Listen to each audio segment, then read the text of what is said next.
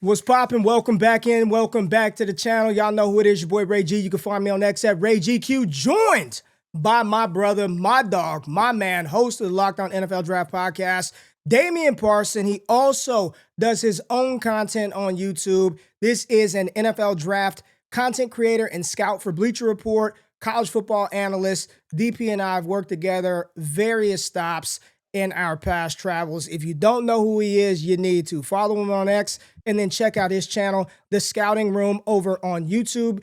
Prospect breakdowns, mock drafts, and honestly, the thing that he and I love to do more than anything, talking ball and how these college prospects kind of fit into the NFL lens. DP, Happy New Year. Good to do the show with you, baby. Hey, man, it's been a long time coming, brother. Been a long time coming. We've been talking about it for quite some time. And so, you know what, man? Right after the new year, get through the holidays, let's link up. Let's knock out some content, man. Yeah, man. And I don't want to play around, DP. We got a lot to talk about. We've got a college football playoff game tonight that we're going to discuss. But quick breaking news just happened over the last hour. The Miami Dolphins have let go Mike McDaniel. So McDaniel out of the building. We'll probably talk about some players that may or may not fit with Miami because they're probably looking for a new quarterback. Initial reactions here in the news, Mike McDaniel out in Miami. I think it brings credence and credits to the rumor that they are, looking at John Harbaugh, who was just released and fired by the Baltimore Ravens. And I mean, shout out to Mike McDaniel. The season didn't start off well, but it ended well. Those guys rallied around him. They played good football. Heck, they're the reason why the Tampa Bay Buccaneers are not in the playoffs right now and lost the division to the Panthers because we didn't expect Quinn Ewers to beat the Bucks. You know what I mean? So I think that's what that tells me is that this ownership team, every time they talk about Stephen Ross, wants to win a title before he leaves this earth and everything, because he's a little bit older, one of the older owners in the league. It just tells me they're probably about to go all like full stop at John Harbaugh. Supposedly their reports are ties to the family. They're linked together. They know each other well, and it looks like the Dolphins want to get somebody that has a championship credence to him. Yeah, I didn't think that they were going to do it because they had turned it around towards the end. You know, they were playing better ball. There were still a lot of issues offensively. You know, it feels like, DP, just in my opinion, and I could be wrong, man, like long gone are the days where you have the 2000 Baltimore Ravens, where you've got this shutdown defense where you really don't need a game changer at quarterback. A game manager could get it done. You know, this isn't the 85 Bears. This isn't, it feels like you have to have a quarterback, man. You have to have a quarterback, or the OC has to be so freaking good that he could scheme up to overcome and cover up the deficiencies that the quarterback has. And you see that with some QBs now in the NFL, Bryce Young being one of them. Some people may say Brock Purdy is on the higher end of that game manager trailer, some traits there. But it just seems like these teams that don't have one of those guys in play, you don't stand a chance in today's NFL without a quarterback, man. No, you don't, bro. And it's just where we are in today's NFL, where you think back to the early 2000s, it was ran by the run game, right? The Jamal Lewis's, the Clinton Ports, like all those great running backs, and history always repeats itself. And I've been telling people for years now. Yes, it's always going to be a QB league, but we're getting more and more closer to balance on offense, where you got these undersized defensive fronts where some of these linebackers coming out of college are 225, 35 pounds max, right? They're essentially safeties playing linebacker. And you're going to get good offensive coordinators. So you know what? We got a physical offensive line. We got a physical running back. We're going to hand the ball off, right? And I think that's where we're getting closer and closer to, especially while the two high shells take away the big explosive plays. I was looking at a stat a while ago. It was like back in maybe 2016, 2017, somewhere in there, like the yards per attempt were well over 11 yards, but for quarterbacks, and now it's roughly around 7.5 to 8 or somewhere in there now, because defenses are not letting you get over the top. So how do you force their hand? You run the football, you pull a lever. Right? You force them to bring that safety down into the box. Because if you're going to go with a 7-8 man front, and I get to spam Derrick Henry, I get to spam Bijan. Bijan carried the Falcons late in this season, man. Being able to be a dominant running back, I'm going to keep doing it until you load the box, and then I'm going to throw it over your head. We got to get back to a place where got to get some consistency with coaches. The NFL is a place where they're listening. Listen, all respect to the fans. Teams got to stop listening to y'all. They Mm, got to. mm. Teams are listening to fans far too much, not allowing things to. And I tweeted this out. I think I don't know if it was Cam Newton talked about it, Drew Brees talked about it. Just patience at quarterback, allowing guys to develop. I always go back to Peyton Manning. Ray Peyton Manning threw what 28 interceptions. It's like Yeah, third year in the league. If he did that today, we would have never got Hall of Fame Peyton Manning.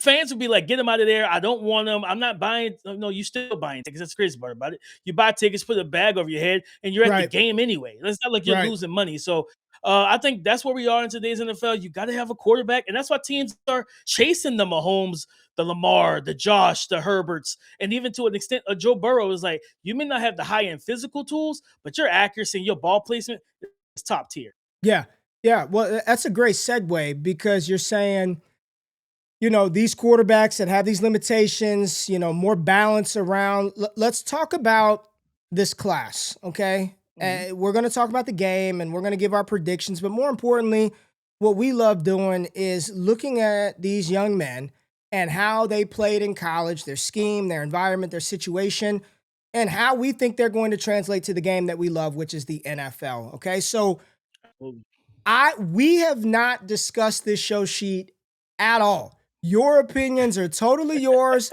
My opinion, you looked at it, you said, this is good with me, big dog, let's roll. I want to hear from mhm. you the state of the 2026 class, okay? Because in my opinion, DP, I don't think it's high end at the quarterback spot. Okay. I think the Right, running back class is terrible. I'm just going to flat out say it. I think the running back. Now, that doesn't mean there aren't some good players that if they land in right. situations, but when I look at, I'll just say this Cam Scatterboo was a fourth round pick last year.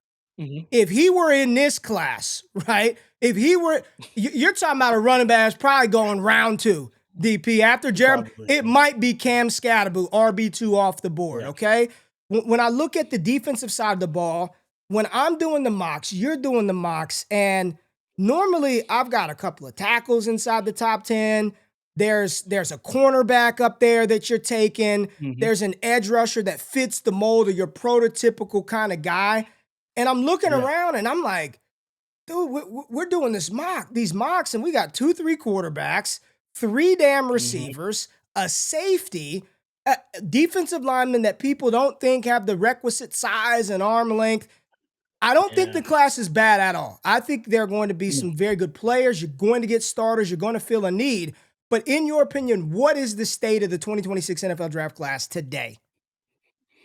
I think it's a good class. It's not, of course, every draft class is always going to hinge on the quarterback position. Right now, there's two guys that I would draft in the top 10. That's Mendoza, Dante Moore, if he declares. The third guy for me would be Tyson. I would draft him late first, early second, around that Tyler Shuck top 40 type of range. I could see a team drafting him in the back end of the first to get that fifth year option, right? We got to see with Trinidad Chambliss, who we'll talk about a little bit later, Mm-hmm. and different things like that. But for me, I think the edge group overall is a good class. It's a little similar to tackle, the offensive tackle, because there's a couple like Keldrick Falk out of Auburn. I don't believe he's an edge. He's 6'6", 285, and 280. he's got stiff hips, and he has no actual pass rush bend around the edge. You can't listen. You can't just power through grown men in the NFL. You got to have some finesse and nuance to your game. I think better suited as a 3 tech/4 eye. You could probably play him as a strong side defensive end on rundowns, and then reduce him inside and Reduce let them with in. those long arms and that build, let him get up against those guards. But yeah, I mean, you look at this edge rush class: David Bailey, Cassius Howell. I'm He was SEC Defensive Player of the Year. But He's not watching big, him, DB. He's not a big dude. no, he's I not. know you'll He's be in not. Mobile, right? You'll be in Oh Mobile. yeah. I won't be there this year. Okay, I'm not going to be at the Senior Bowl this Right. year. All right. But I was at the A&M Miami game, so I did get to see. He's not that big, man. I'm No, looking he's at not. him He's got versus short arms too. Bain right there, right? And I'm like, man, that's who's going to be If going if up against Trent anybody, Williams. I'm just like, I don't know about that, man. Ray, if we're talking about arm length for anybody, it shows up for Cassius Howell. Like don't get it twisted. That's why I think he's a DPR. This guy has the speed, the bend, the agility that he could drop his weight and he got a nasty ghost punch and dip maneuver. But against the run, you watched that game. You were there against Miami, right? At home, crazy thing enough. At home, yeah. And they were able to run the ball. Francis Maui Noah, Markel Bell. There was a rep against Markel Bell who's like 6'9", 340 and everything. And he, of course, you had the natural leverage advantage. He long arms him, tries to walk him back. Markel drops that trunk, gets his feet in those cleats, dug into the ground, and he absolutely stalled out that rep. And I was like, that's what's going to happen in the NFL. You're going to, like, I can't remember who, it might have been Jeff Schwartz or it's one of the Mitchell Schwartz. They talked about how offensive tackles think in NFL. You're not running past everybody. So like that stuff you did in college of, hey, first step quickness, I get around you and that's it. No, that's not going to only be the way that you get to the quarterback. They fear guys that can get through them like heck, you think about Reuben Bain, Jared Verse. People didn't remember when Latu and Jared Verse was coming out. Yep. Latu was the more athletic. He was the hand technician. And you looked at Jared Verse, you're like, this is pure, unbridled, unadulterated power. And between the two, Verse has been the better guy since they've been drafted, right? Now, Latu's still been good, but Verse has been better. Yes. And he knows how to get to the quarterback. He stops to run. He does everything. So I think the edge rush class is good. Corner is an underrated one. And I think a lot of it still will hinge on McCoy. I really hope that we see him in Indianapolis at the combine, not to do interviews only, but test. Like, we haven't seen you in over a calendar year. You've clearly recovered. I remember talking to a scout back in like July, and he said, hey, I'm just telling you what the schools told me. They expect him back by week 4. I said, from a torn ACL in January? And he was like, that's what they're telling me. That he's attacking his recovery well. He looks good. They expect him back by week 4. That never happened. Then it got to later in the season, the Arkansas game. Hey, he might play. He's practicing. We never saw him. So I hope to see him go there. Number one, get the medicals done, get that green light, Ray. So it's like, okay, we got the green light, like John Legend. Your knee's fine. Cool. Now go out there and test. I need to see you jump, run, change directions, field workout. I need to see all of that before a team can look to their fan base and say, we drafted him top 15, right? In my mock that I did on Monday or Tuesday, I mocked him to the Rams at pick 13. I was like, you can't roll into the next year with Emmanuel Forbes. We watched him. You got his matchup against the Panthers again. We saw what the Panthers did to him the first time. You know, Jalen Coker and Tat, they were just muscling him out the way. Like, you can't have that on the outside. So I think the receiver position is the one I really like, to be honest, Ray. Agreed. Because I got 4 first-round grades right now. Jordan Tyson, Cardinal Tate, Casey Concepcion, and Mekhi Lemon. Those are my 4 wide receivers in the first round. If Chris Bell never tore the ACL, he was more than likely going to be number 5. Yes. I am huge on. Let me ask you this: no Denzel Boston. I'm not gonna lie. Shoot me straight. DP, we ain't gonna start the people off like this. You gotta shoot me straight. I've got a round 1 grade on Boston. I'm with you. I got round 2. You got 2 on. Okay. I'm not going to. I've got 2 on Concepcion, but my 2 is 33. Like the mock that I did, he was the first pick in the second round. And I think over the last couple of years, like T. Higgins was picked there. Michael Pittman was picked like in that spot, 33, 34. I've got him right there. But here's what I'll say. I think Concepcion is going to be a huge riser after Mobile, dude. Like the way that he plays. This feels like a Tank Dell situation. He should look outstanding in one-on-ones out there. Just tell me why. What are your hesitance on Boston? Because a lot of people have him pegged in as a first-round receiver. Man, so I love the ball skills. I love the hand-eye coordination, the body. He's an elite, contested catch winner. I put in my report at Bleacher Report that he's more agile and more fluid than his body type makes you believe. Yes. Right? Like, he's got some short area quickness.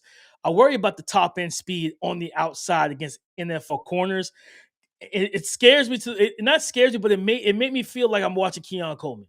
And it was like, that's what I was like, okay. Now I think he's got more fluidity and make you miss ability than Keon, because both of them, crazy enough, at 6'4", 220, both of those guys return punts, right? But I remember watching Keon, I was like, Keyon was more of a block follower, where I looked at Denzel, I was like, Denzel actually was making guys miss as a punt returner and in space, things of that nature. I think once he's more of a guy that's like build up speed. And I'm like, well, when you get, because we all watch the NFL, most of it, like first and second down, you see a lot more zone stuff where they want to keep you in front, things like that. On money downs, teams will typically go man to man. Man They'll up. get up on the line of scrimmage and press you and try to throw off the timing and rhythm of the cadence of the quarterback. I wish he was in Mobile so I could see him and just actually experience the speed in person. But I think that's my biggest knock on him. I always rewatch guys before 2 or 3 times. I'll make sure, like, hey, you know what? Was I upset that day I was watching? Did I take it out on you Right, as a right, prospect? You know what I right. mean? Like things happen when you watch film, but I still like him. I was like, man, just watching the struggles of Keon Coleman, who I was high on coming out. You remember me, Yeah, you, and Keith being in the group text. I'm like, man, I really like Keith, especially beginning that season, the yeah. Clemson Oh game, yeah. I stuff mean, like he that. I was like, balled out. hey, Yeah. like this Keon, that he gets with Josh Allen. I'm like, this has got to be a match made in heaven. Josh gonna give him the jump balls, the back shoulder Mm-hmm. fades, and it just hasn't materialized. Now it could be the work ethic, could be the person themselves, you know what I mean? But that famous Cam Newton clip, you know what I mean, from his podcast, I was like, Jesus, Cam, you know what I mean? But maybe Yeah. there's some truth to everything that's been going on. But that's probably that why I got a little angst with him, is that I'm like, I see some of the Keon, and I'm like, man, I don't know if that's gonna work in the league right now. Well, listen, I think you and I are in lockstep. I think the receiver class is tremendous. You've got, your 4 to 5 kind of first round, top 40 greatest Mm-hmm. guys. But then even after that, there are a lot of different, I was talking with Jordan Reed, a lot of different archetype of receivers. You've Yeah. got your big play downfield threats, Chris Brazzell II out of Tennessee. If you Mm-hmm. want a possession receiver, Jacoby Lane out of USC, another one of those guys that'll be on the radar. If you want the yak speed guys, you've got Zachariah Branch, Skylar Bell Yeah, out of man. UConn. So this is a really, I think Branch is gonna be a riser as we get closer you to the think Branch? combine. Man, I I, don't. I think he is. I got the USC helmet back here, so it could be a little homer bias here. I'm so terrified, DP, of the twitched up yak collegiate monsters that have not shown a proficiency to win in other areas. And I know a Those lot of people manufactured say, touch guys. I know a lot of people are going to say, well, they used him a little more at Georgia. Look at that last game. I'm like, it's about damn Mhm. time. He's been in college for 3 years, Right. and all we've done is screened it. I've been burned by I Rondell know. Moore and Jalen Rager Mhm. and those guys who Yeah. Traylon. I need to see you run more than a flat, a screen, and a go. I just need to see you do a little more than that. He's got to go to the combine and really like ace the field workout. But I he need to see the will, sharp. right? You're He such an will, easy though, mover. DP, won't he? He will, though, right? Yeah, you should. Yeah, you Zachariah should. Branch should, right? He should. You should. Like we know we know you're probably gonna hit forward, low 4.4s, high 4.3. Like he's an explosive, dynamic receiver. But I need to see them sharp cuts, those plants separate. Like like show me you can run more than a slant. Like you got, you know what I mean? Like I think high end, Yeah. like in terms of what you can get if you get the right play caller for Zachariah is a Zay Flowers type of receiver. He's built similar. He added muscle and strength to his frame. Things that nature. Neither of them are going to win a ton of contested catches, but it's just the dynamicism they bring with the Yep. ball in their hands, those crossing routes, those routes across the middle of the field, the deep overs, things like that against man coverage out of the slot. I think that's where you're going to get the best out of them. I know I've seen somebody hype him up as a first round pick. Yeah. I have a day 2 grade on Zachariah Branch just because of all the things you just talked about. The route running, then the fact that you're not a big a ball winner with the ball in the air, you don't have that catch radius. You probably are 5'9", things of that nature. So it's like, yeah, I could see you day 2, second, third round. Somebody go ahead and mix that pick and finds a way for you. I know Panther fans want him for Bryce, and I'm like, well, y'all got to figure out how to use Jimmy Horn Jr. first before Yeah. you add a guy like him, because it's almost the exact same skill set. I'm gonna throw a name that I want you to get eyes on: Brendan Thompson from Mississippi State. Okay. This kid he's a former track guy. I believe he's like low 10s in the 100-meter dash. And that speed absolutely translate to the NFL, to the NFL on the football field. Against when they played Texas this year, I don't know if he's going to the Senior Bowl. I'd love to see him there. He's got a little Tank Dell in him in terms of that undersized receiver that can release at the line of scrimmage, but has the juice and the speed to absolutely blow by guys. Against Malik Muhammad, he beat him for like a 40-yard touchdown on the go route on the outside. And I was like, okay, that's an NFL rep. Jab step, swim, move the hands, and got vertical. And it was crazy because Malik was fighting for his life to stay in phase. And then you just saw him just easily pulled away and tracked the ball, caught it, and everything. Undersized guy, I think he's like 5'9, 5'10, somewhere in there, probably 5'9. But I think almost identical measurements in terms of height and weight to Tank Dell. But out of Mississippi State, I think he was the leading receiver this year, over 1,000 yards. A lot of people don't talk about him because I don't think anybody really watched them, rightfully so, I understand. But definitely get eyes on this kid. He can play. Well, this is why you do what you do, is because you don't just watch the players that everybody talks about. And I'm looking at his game log versus some of the best opponents, versus Ole Miss, 6 for 80, versus Georgia, 4 for 92, versus Texas, 6 for 76 and 2, Florida, 7 for 155, A&M, he only had 2 catches, 54 and a touchdown. Arizona State head up against Jordan Tyson, he went 6 for 133 and 2. So, Man, yeah. he had the game winning touchdown against Arizona State. Okay. Okay. All right. Well, listen, DP, we're going to do this a lot. We've got a lot of time to talk through receivers. We got a lot of time to talk through corners and edge rushers. I want to talk about Ty Simpson. DP, we got to talk about Ty Simpson because he declared for the 2026 NFL draft, and this is a player who he wasn't on anybody's radar to start the season. Matter of fact, at the start of the season, people were calling for him to be benched and replaced by freshman Keelan Russell, who everybody is excited about. But Ty Simpson has declared for the 2026 NFL draft, 6'2", 208 pounds. He finishes his collegiate season and really his career, because this was the first year he played, with 3,500 yards, 28 touchdowns, 5 interceptions. And what most people are going to talk about is his play down the stretch versus Indiana. He left the game. He did not finish the game. He was banged up. I don't know if he was playing great up to that point, but he got hurt in that game. And then you look at the Oklahoma matchup. I thought he was good in the comeback versus Oklahoma, versus Georgia and Auburn. I know you look at the Auburn game and you see 3 touchdowns, but if you watch that game, 19 for 35, sub 55% completion percentage. It wasn't great from him. The week prior to that, it was like a throwaway game. He threw 2 interceptions. Long story short, about the last month of the season for Simpson wasn't great. He only, I saw somebody, a scout, tweet this out the other day, that of quarterbacks drafted in round 1 with less than 15 starts, the names were Dwayne Haskins, God rest his soul, Anthony Richardson, and there was another quarterback, okay? And all 3 of them, the outcome was not good in the NFL. This was a player that I liked a lot at the start of the season. Then we start going through, and the happy feet, the bad sacks, I don't know. For me, I just soured on him a little bit. Right now, DP, I've got a early 2nd round grade on Ty Simpson. I think when it's all said and done, he's going to be a 1st round pick. That's what I think. I think when we get through the process, when we get through the noise and everyone's declared and the dust is settled, you know, the hot takes are over, I think people are going to be like, he's got enough tool, talent. Maybe this isn't a guy you ask your team to start out the gate. Where are you at with Ty Simpson and his declaration for this class? I think it was the right decision. I think because a lot of people, I saw a lot of talks about, man, transfer, go back to Bama. Number one, don't go back to Bama. This is not the Bama of that we grew up on. All right, they don't have 4 or 5 stars at each position just waiting for their chance. No, guys have already transferred out. Got that team.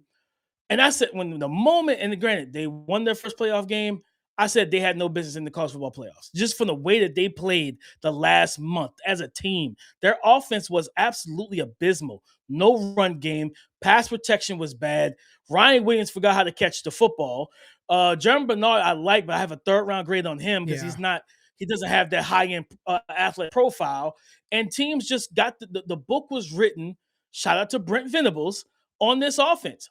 Pressure them. And I put in my report, when I first wrote my report, I had him as a top 15 pick when I first wrote it, because that was when he was playing really well. But in that report, I never changed it. He struggles with pressure up the middle. That's where you can get to him. If you get to him from edge pressure, watching him, and why I really loved about Ty Simpson, I have a 2nd round grade on him as well, Ray. It's the way that he maneuvered the pocket vertically. When you get edge pressure, it didn't bother him. This was a guy, watching him, you see the rip through, reset his feet, and throw dimes. He throws the ball in the middle of the field. And as a guy, I don't. If it one thing I know about you, Ray, you watch more NFL football than most people. You know what I mean? So you see how much NFL quarterbacks live and die in the middle of the field. He thrives in that area. What did Brent Venables do? What did Kirby Smart do? We're not giving you that. We're crowding the paint. It's like basically the Alabama offense was a basketball team who didn't have a three-point shooter. So you crowd Mm, the paint. That's what mm, they did to them. And they mm. crowded the paint. They get exotic with the look, the line of scrimmage. I saw somebody tweeted, I can't remember who it was. It was like he struggled with pressure because of inexperience. And I was like, I disagree with that. Watching him, he goes to the line of scrimmage, he makes the checks and calls.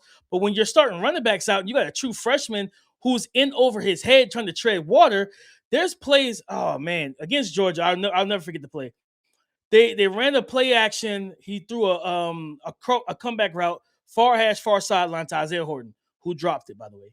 And the left guard was pulling. It's one of those play action with the pull action. He pulls, then he retreats into the backfield to help the tackle who didn't really need help. And then when you see Ty Simpson go to throw, that left guard is in his hip pocket. So he Mm. couldn't fully turn or torque in. He still got the ball there. But I'm like, these are the lack of details that have hampered your offense over and over again. You got simulated pressure. He makes a check. You got the right guard, right tackle, and running back triple teaming the same interior rusher and leaving the free runner wide open to blitz and hit your quarterback. And I'm like, okay, we get them into a actual structured offense in the NFL with actual weapons. The team I personally want them to go to is the Los Angeles Rams. You get to sit behind Sit. Stafford for a year, learn how to be a pro, and then you walk onto the field with two elite wide receivers and Devontae Adams and Puka Nacua with Kyron Williams, Blake Corum, and you got an elite play caller. He's a guy that I think you're going to want to get him and sit him. I don't think this is a draft and play right away. Look how Tyler Shuck looked for the Saints. They didn't start him right out the way. They said, you know what, Spencer, you get your reps. We let Tyler, sit on the bench. We work with him. And then what? Like, people didn't like Tyler Shuck last year. When Yeah, he that's went to true. 40th That's true. overall, people were like, this is not right. And I'm not gonna lie, I was shocked too. I was in New York with Bleacher Report on the stream on the show. I was like, I'm shooketh. I didn't expect this to be I didn't expect this to happen in top 40, but he went before Shador and a couple other Yeah. guys. But that's why I'm with Ty Simpson, man. I think he's a good quarterback. Bad situation at Bama. I'm interested to see what they look like next year, but definitely a guy you want to get in the right situation.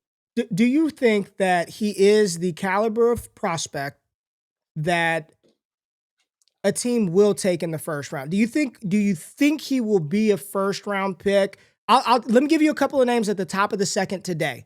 At 33, top of the second round, the Jets. Okay. 34, the Cardinals. 39 is Cleveland. 43 is Miami, and the Jets have another pick, 44. Is there a world where the Jets are at, I don't know, maybe you don't play that game, but the Raiders, the Jets, and the Cardinals pick 1, 2, 3.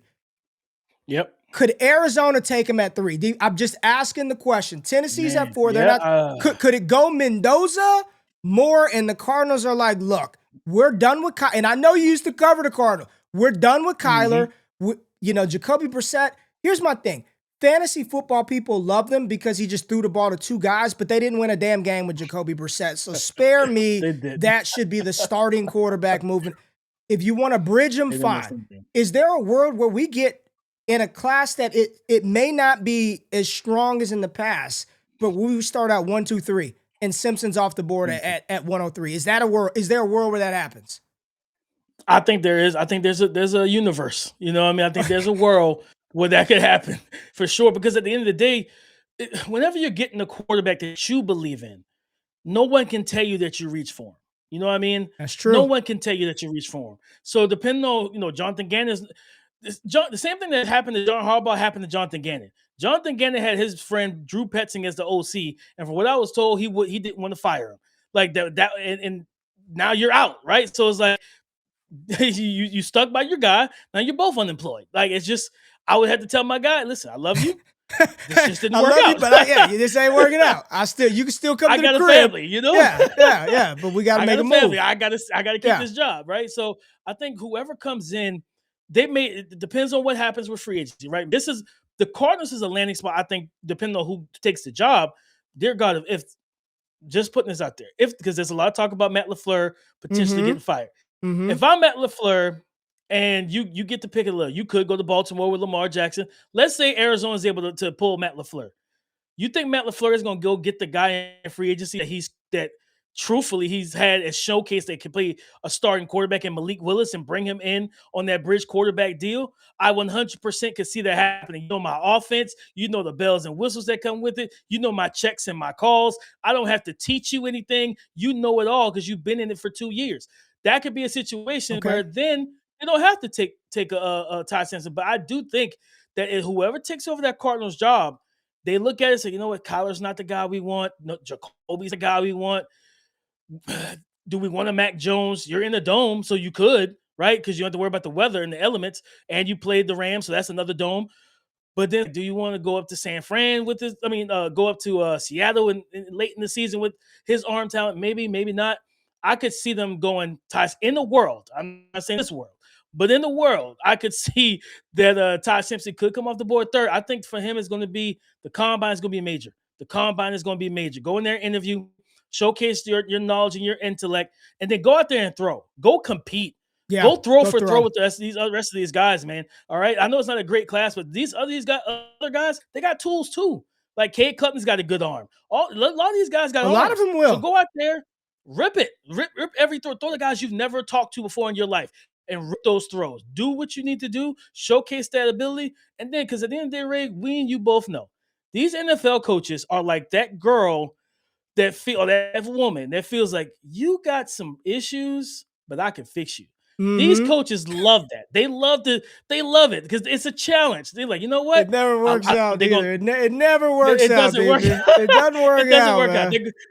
Right? They're gonna look at this good stretch of tape and like that stretch was good. They're gonna look like, you know what? We need to get this consistent. What went wrong? All right, we can mitigate this from happening. We won't have a running back that doesn't pick up your protection, and if he does, he's benched. You know what I mean? Like we're going to make sure these things are right for you, and they're going to put him in and try to put him in the right situation. I could see him going 3, but I think more than likely he goes back into the first where a team can say, you know what? Maybe their Cardinals trade up. Maybe they take best player available at 3 and say, you know, we got 33. We can add a 4th or a 3rd to that. You get a second next year, and we go get our quarterback. Yeah. All right. Well, we'll talk a lot about it, and there are some intriguing names that will be probably day 3 quarterback developmental guys. You know, Taylon Green, I still like. Inconsistent at Arkansas, but I still like the tools, man. That's somebody that I bring in. You ain't playing year 1. Like, don't worry about it, buddy. No. You're I need to teach you how to be a game manager. Yes. Yeah, you may be a year and a half project, but we'll work with you. So I like Taylon Green. We'll have a lot to talk about as we move forward with them. And then we still got to see what happens with Trinidad Chambliss. You've got Sawyer Robinson, Drew Aller, Cade Klubnik still in the class. So a lot to talk about that. But I do want to transition us to what we're going to talk about tonight, right? We've got Ole Miss, Miami tonight, Trinidad Chambliss, Carson Beck. Those 2 quarterbacks. A lot of people didn't think either of those teams would be here. Miami having to overcome Texas A&M, and then nobody thought they would beat Ohio State in that matchup. And then you look at what Ole Miss did. We almost forget that they played Tulane in round 1, no competition, and then a tough SEC battle against Georgia.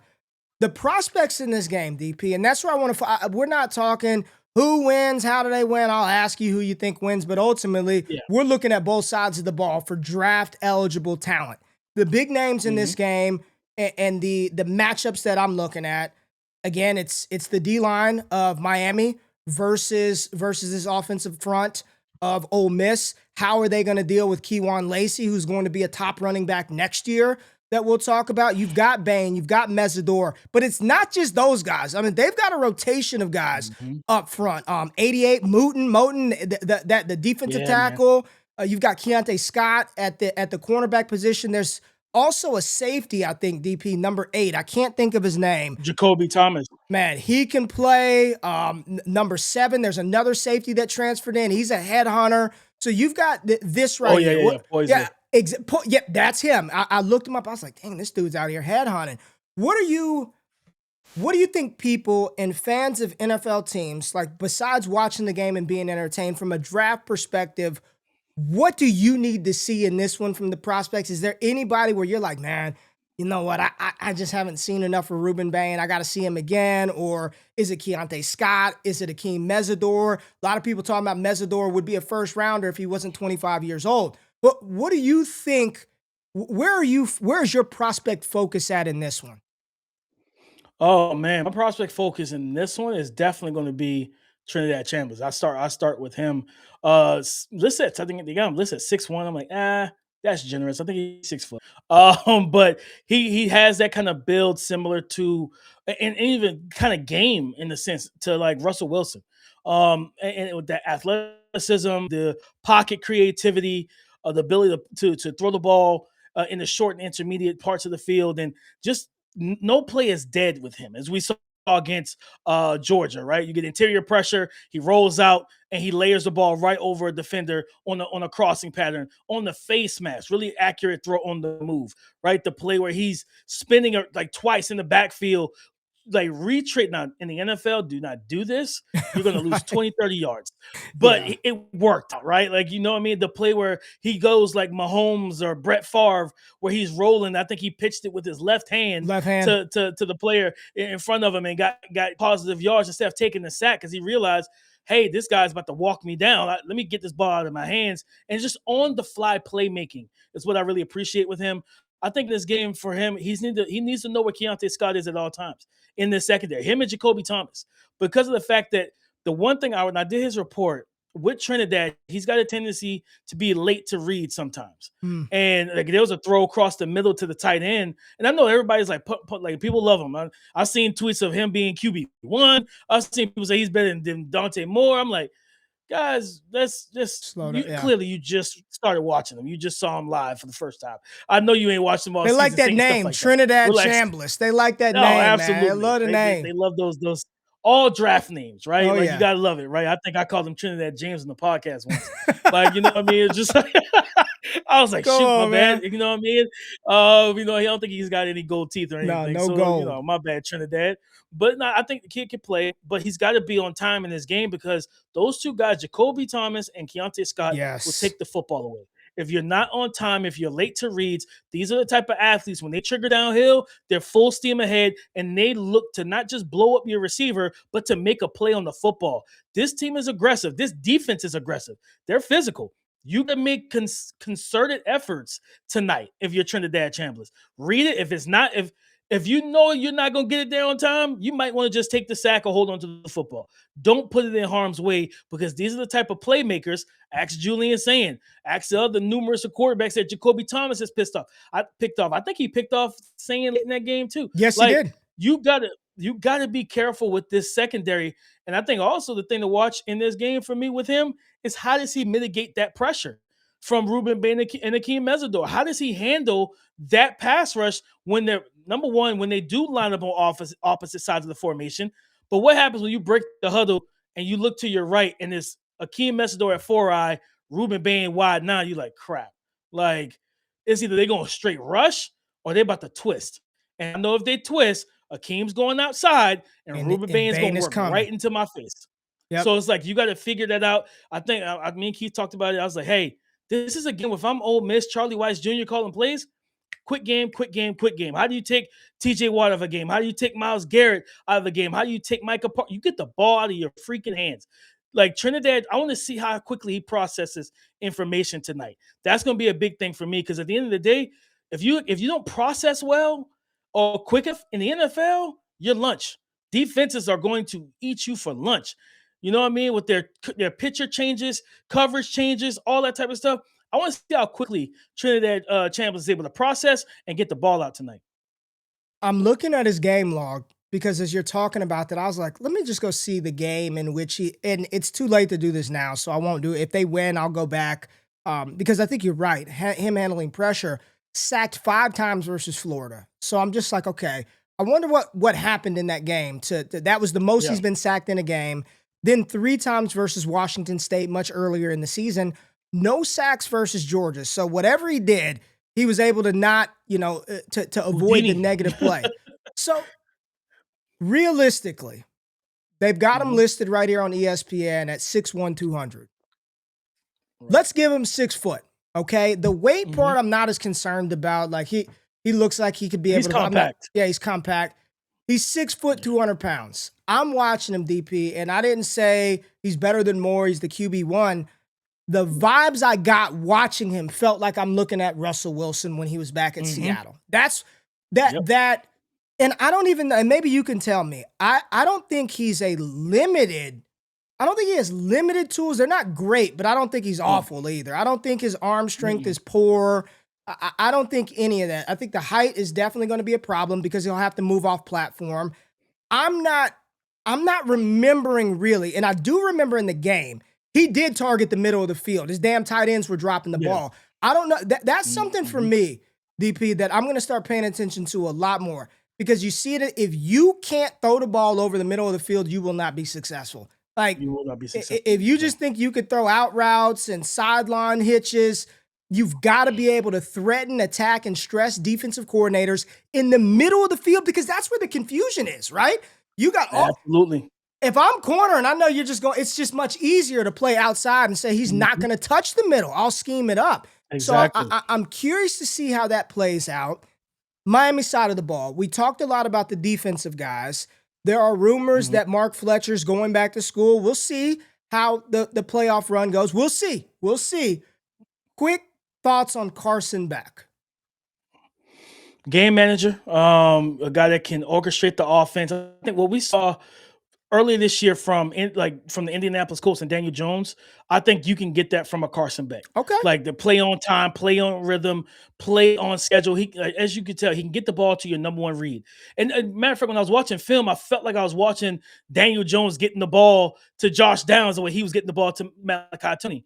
And tonight, this the key for me when I'm watching Beck is when they take Tony away, if they take or limit it, Tony, can you get the ball to CJ Daniels on the outside? Yeah. Can you get the ball to anybody else on your offense? Because when you get in the NFL, your number one wide receiver is going to face double teams most of the time they face, unless they're facing a top tier corner that you're cool leaving on the island, like a Stingley, a PS2, those type of guys, JC Horns and of the world.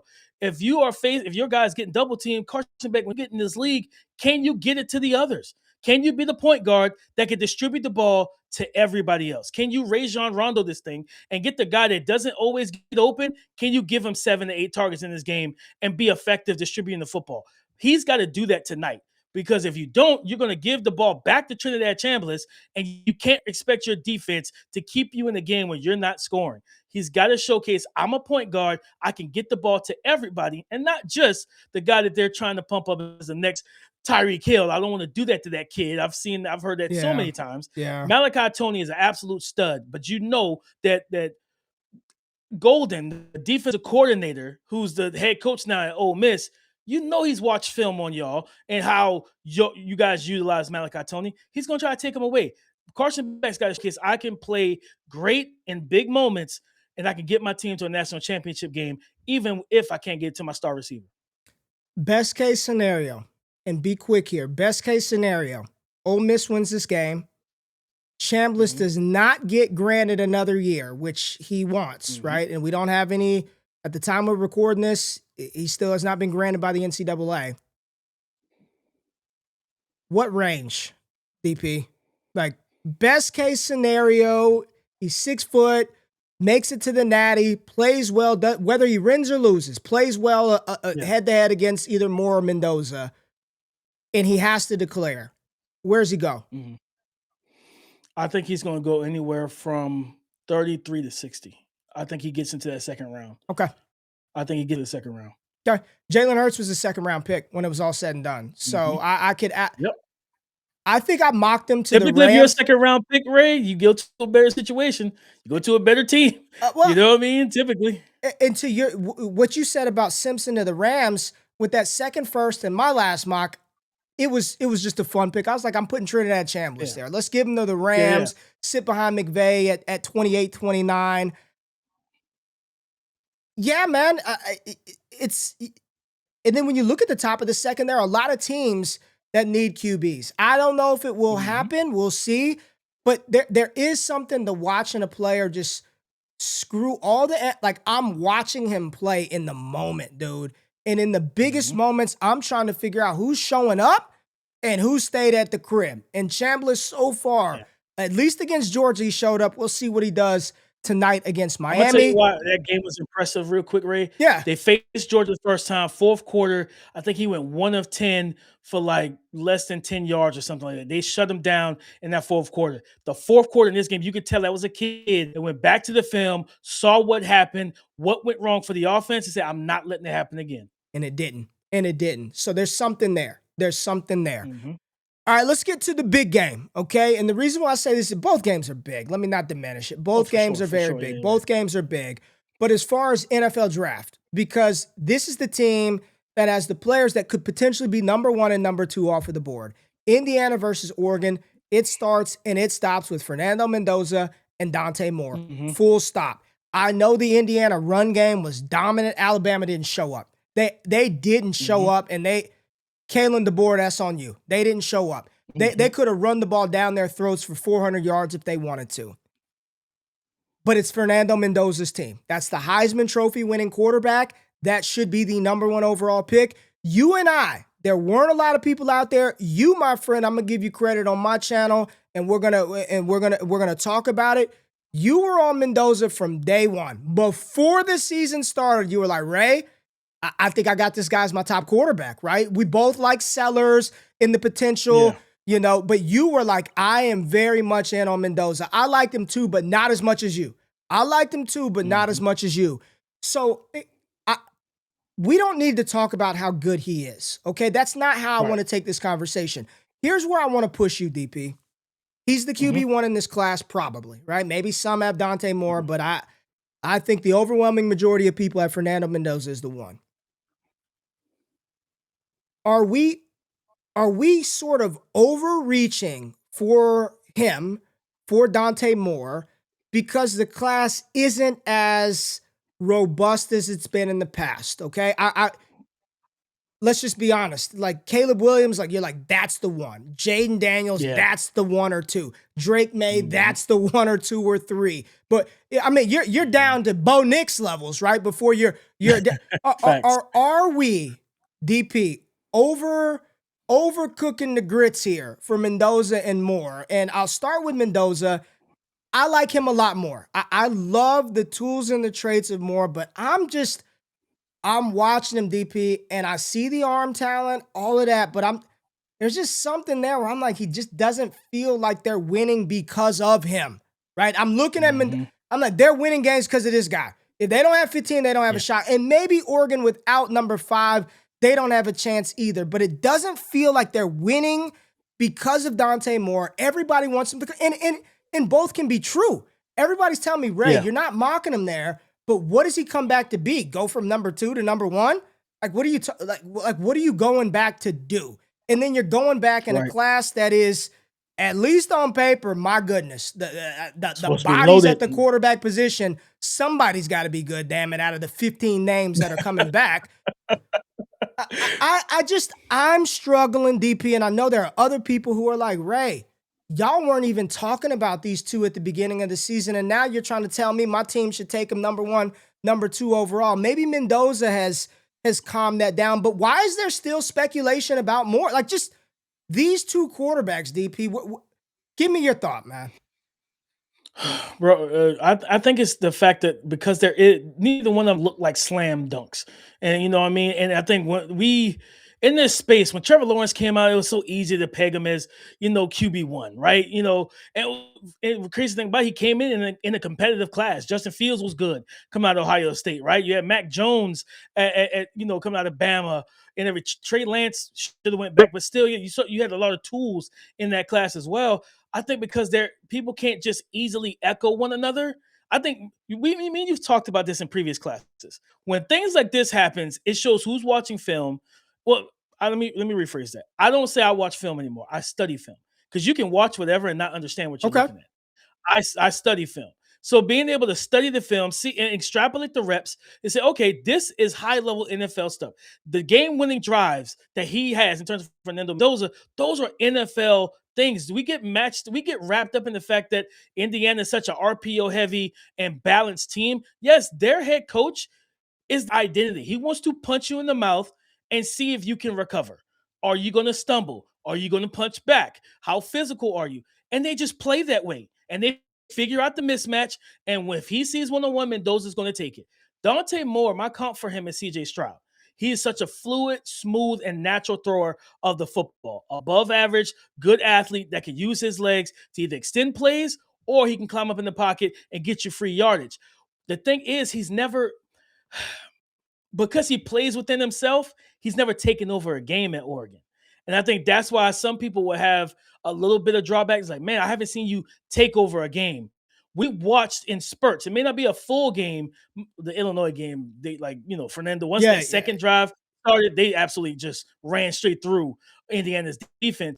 But I think when you look at the game winning situations for Ohio State, you Penn take that State, big hit that early. Penn Penn State, that State last drive. Yeah. on the road against Oregon versus Dante Moore, right? Like in a hostile environment. I always say this: don't let the post game with in terms of Fernando Mendoza, don't let the post game just hyperness, excitement, the unbrought. He just needs media training, guys. Relax. He just needs media Yeah. training. He'll be Yeah. fine. You know what I mean? But he's a passionate, excited person. When you watch him between the lines, when the ball is snapped, there's no smile, there's no excite. This is a cold-blooded killer. Like, this is one of those guys that has a switch. I'm not betting against a guy that has a switch. And the fact that he's put it on as you say, On wax. on wax so many times this year. On the 3 of his 4 game-winning drives are on the road in a hostile territory where it's just like the against Penn State. He takes a sack on the first snap, and I was like, oh man, like this is not good, Yep. Fernando. And then he comes back and drills the throw to I think Omar Cooper. Then Yep. you get the deep throw up the seam, anticipatory throw, arm talent, driving up the seam to the tight end, but 40 yards. Then you get the play to Omar Cooper. Well, the next one I think was Charlie Becker on the back shoulder. Yep, Becker. You know what I mean? And then you get the lob ball. He puts the ball. I always talk about QB friendly receivers. He's a receiver friendly quarterback because you could tell his receivers love him because he's going to give them a chance. And I will say this because I got to do this. I got to do his reports. And Charlie Becker to me is the Alec Pierce of this class. I love if him. he decides to come out, this dude over 20 yards per reception. When either of their starting receivers go out, he steps up big time. He's the big play waiting to happen. And those corners, Brandon Finney Jr., number 4, the true freshman from Oregon, they're going to have their hands full tomorrow night. They're going to have their hands full against this young man whenever they see Charlie Becker. But I think both of these quarterbacks, Dante Moore is 20 years old, man. He's 20 years old. I think there's a lot for him to grow into mentally. He's got the physical tools.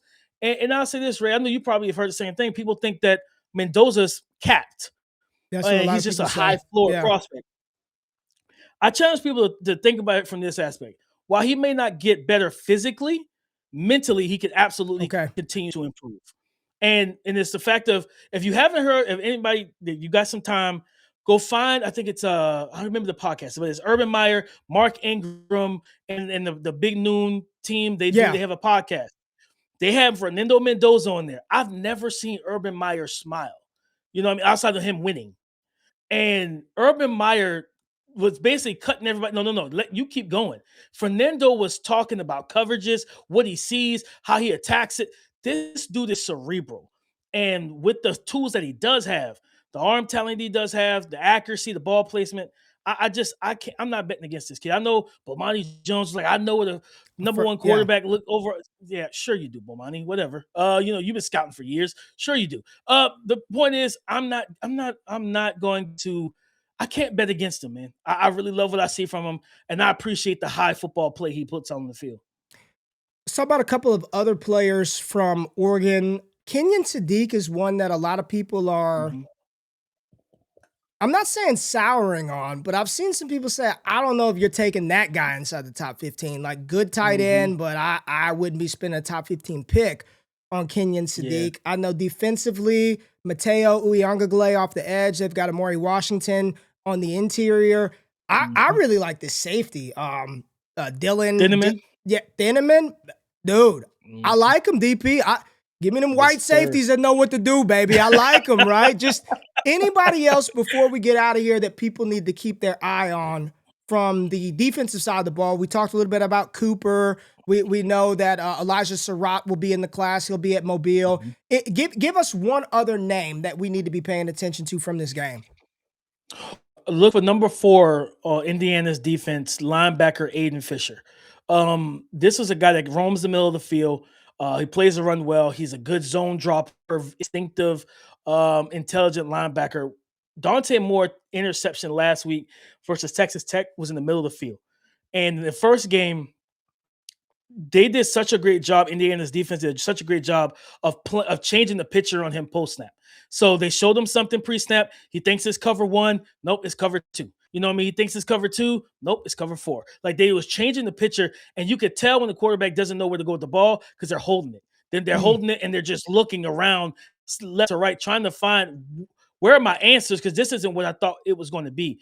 If they do that to him again, and Dante Moore struggles and he gets tricked. Look for Aiden Fisher in the middle of that defense to make him pay. If you pop one out there in the middle of that field, Aiden Fisher, number 4, is the guy who can get his hands on it or create a deflection that can go back to those 2 safeties. For those who don't know, Lewis Moore, Amari Farrell, both to combine 10 interceptions on the year this year. Those are ball hawks back there. Dante Moore has to know where they are and has to know where number 4 is in the second level of that defense at all times on Friday night. Listen, man, for anybody out there tapping in for the first time on this channel, this is the first time you've heard me or my brother next to me, Damian Parson, talk. This is what we're going to do. We have talked about this for a while, talking about the draft, the game, how it intersects with the actual NFL, trends that are happening, like the game. We're talking ball. So we appreciate you tapping in for the first one. We are going to continue this throughout the weeks, throughout the months leading up to the draft. DP is Absolutely. my guy. Follow him at DP_NFL. And one more time for the one time, if y'all wasn't here at the beginning, he's got a channel too where he talks about all this stuff by himself, breaking down film, tape. He's in the bag. He dropped the mock draft. It's right there. The Scouting Room at The Scouting Room on YouTube. So if you're listening to this and you're not watching and you're like, Ray, I can't see anything, where do I go? The Scouting Room at The Scouting Room on YouTube. Follow my dog DP. He's got a Patreon community, all this other stuff. Love you, DP. I'm glad we finally Love you got too, to brother. pull this off, man. Let's enjoy some Yes, football sir. this week, and then we'll see what it's looking like next week for the Natty, baby. Absolutely, All baby. right. We appreciate y'all. Hit the thumbs up button, like, and subscribe to the channel, and we'll see y'all next week. We out. Peace.